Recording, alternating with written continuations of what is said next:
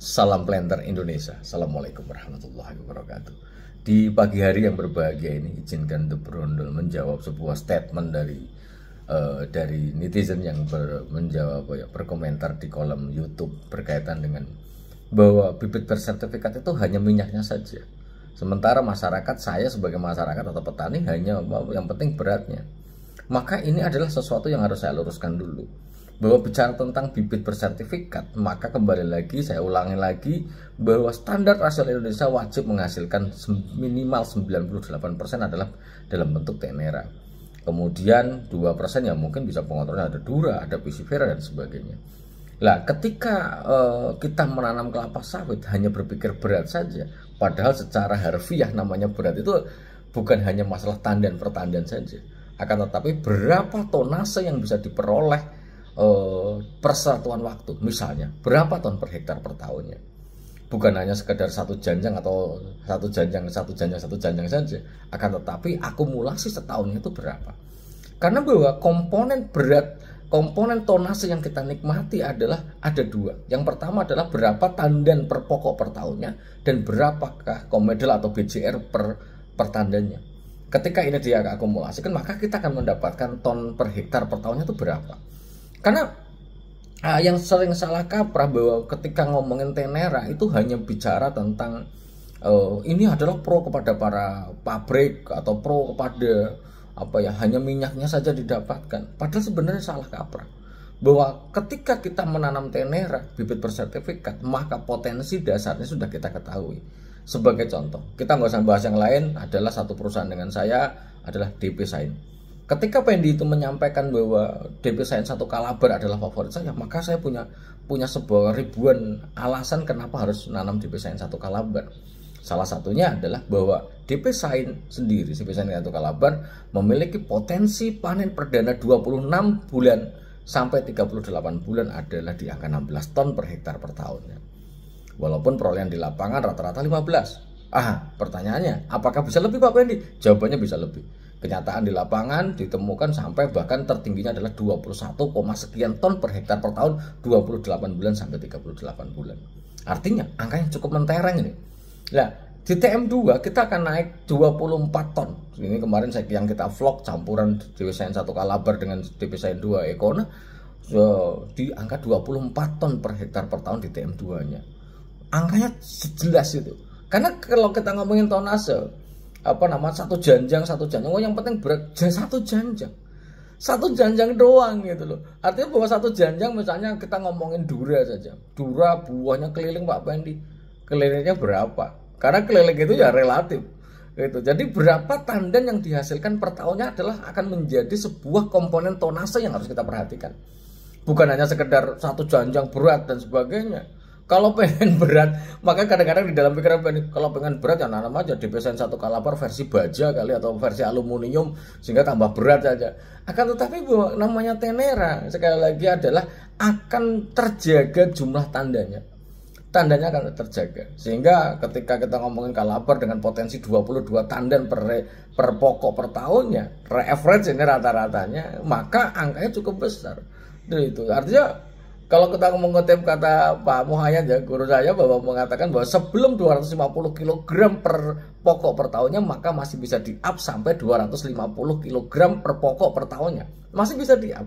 Bahkan ketika pemupukan bagus, perawatan bagus, dengan diberikan pemberian pupuknya bukan hanya optimal tapi menuju maksimal, maka ya potensi akan tetap naik. Nah, berbeda ketika kita menanam kenanam abal-abal atau dalam hal ini adalah dura. Maka sahabat Bro semuanya, ketika kita berpikir bahwa memang penting beratnya saja, maka coba dikembalikan lagi kalkulasinya. Berapa tandan dapat dipanen setahunnya? Itu karena banyak sekali, ini cerita banyak sekali yang curhat kepada Bro bicara tentang bibit bibit abal-abal atau bibit dura. Berapa persennya? Berapa persen tuh? Hampir semuanya dura Pak Pendi. Memang dulu saya beli lahan. Banyaknya seperti itu. Pertanyaannya simpel. Adakah catatan berapa tandan per pokok per tahunnya itu berapa? Sehingga ketika catatan kalau memang syukur bagus punya dura bisa sampai 20 tandan saja. 20 tandan saja besar-besar sudah jelas itu mungkin duranya ya dura unggul. Jadi apa ya, yang saya sampaikan di pagi hari yang berbahagia ini, maka kita jangan fanatik yang salah kaprah bicara tentang bibit bersertifikat. Bukan hanya sekedar minyak, tapi tonase juga akan mumpuni. Lah, di sisi lain, ini mungkin cerita di sisi lain, ini cerita di pagi hari yang di sisi lain. Ketika kita memiliki dura, sahabat berondol, ada kalanya kita itu menikmati yang namanya stagnasi. Karena itu adalah karakteristik dura. Serapan unsur haranya terlalu rakus, terkadang ya buahnya wadang buahnya hilang. Karena itu adalah karakteristik dura. Sebagai contoh yang pernah saya sampaikan, ini ada dura, ini ada pisifera, dipupuk sama-sama 6 kilo, duranya kuning mas.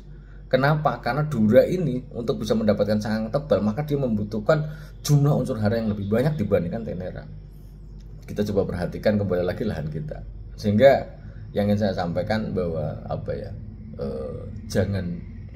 jangan fanatik yang salah, apalagi mengeluarkan statement tanpa data itu ya. Ini. Karena kalau bicara tentang bibit bersertifikat yang pada hari ini saya di perusahaan, kemudian saya sering otak-atik data yang ada, berapa ton per hektar per tahun, perkembangan dan sebagainya. Hampir sepanjang waktu tracknya juga nggak panjang-panjang banget. Tapi kalau ada yang cerita dura sampai nih, kenapa dia kok sampai tracknya panjang? Tracknya panjang, ya jelas panjang, jumlah tandanya cuma 8 dibagi setahun cuma 20, dibagi 12, berarti ada 4 bulan yang kemungkinan enggak. Kalau setiap bulan panen misalnya, setiap bulan menghasilkan, berarti ada 4 bulan yang kosong. 4 bulan yang kosong berarti dia adalah 8 kali panenan kosong tanaman itu. Sehingga apakah ini yang mau menjadikan bidang investasi kita?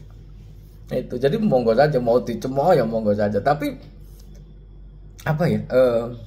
Mungkin hal dasar yang ingin The Brondol sampaikan, mungkin mari kita coba berpikir baik-baik. Kita berpikir baik-baik bahwa ketika memang bibit cabutan atau bibit dura itu lebih baik, pertanyaan dasarnya adalah kenapa perusahaan tidak menanamnya, dan kenapa banyak orang gagal menanam bibit dura itu sendiri. Apalagi duranya juga nggak jelas, artinya duranya itu dari apa ya, tidak ada bibit bersertifikat atau sertifikasi dura, itu nggak ada. Itu kadang-kadang ada yang bertanya, Pak Pendi aku pengen nanam yang berat, ya nggak ada. Beratnya itu ya beratnya relatif. Kalau pengen berat banget ya yang ngambil titanium ataupun DP atau kalabar aluminium, mungkin akan menjadi berat.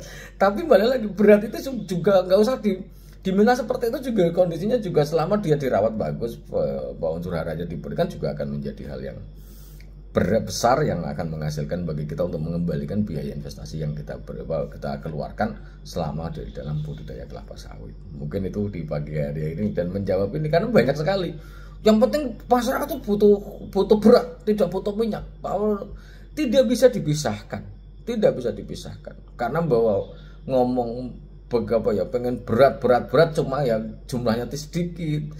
Itu padahal apa ya, mungkin bagi apa yang ada yang ngoceh dan sebagainya bahwa Anda itu orang perusahaan yang ada politik, nggak ada politik apa, nggak ada. Bahwa Pendi kerja di perusahaan juga memberikan sebuah hal yang apa yang mungkin bisa dinikmati oleh para petani ini, supaya petani bisa menikmati apa yang perusahaan nikmati. Itu lah, ini mungkin di closing statement pada pagi hari ini juga ada yang bertanya, aduh Pak Pendi, saya nggak bisa lebih tinggi daripada perusahaan. Salah, pada hari ini petani mandiri jauh lebih tinggi daripada perusahaan. Kenapa? Karena perusahaan adalah menggunakan rekomendasi pupuk yang optimum, sementara petani bisa menggunakan pemupukan yang maksimal. Hasilnya lebih tinggi mana? Ya lebih tinggi yang maksimal pastinya. Sehingga kalau banyak orang berpikir ini kebun PT atau kebun pribadi, apakah PT selamanya selalu memupuk lebih tinggi? Jawabannya tidak selalu, Mas. Tidak selalu. Ingat itu, PT itu tidak selalu. Maka sahabat The Brondol harus hati-hati ketika menggunakan rekomendasi dari kebun PT.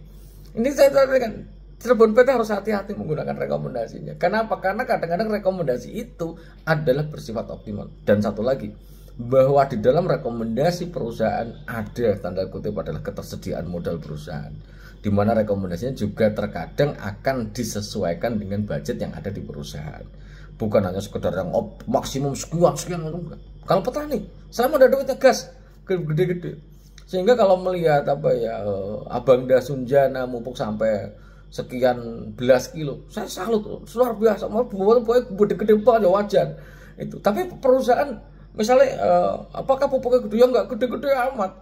Itu sehingga ketika kita ngomongin bibit bersertifikat, mantap jawabannya, potensinya akan besar selama kita rawat dengan baik dan kebutuhan unsur hariannya juga diberikan. Semoga Allah memberikan kesehatan dan kebahagiaan tanpa syarat bagi kita semuanya dan memberikan memaafkan dosa-dosa kita. Dan sekali lagi mohon maaf bagi netizen yang yang mungkin Pendi selalu merengkel, karena merengkelnya Pendi ini adalah demi kebaikan kita semuanya. Semoga bermanfaat dan salam Planter Indonesia. Assalamualaikum warahmatullahi wabarakatuh.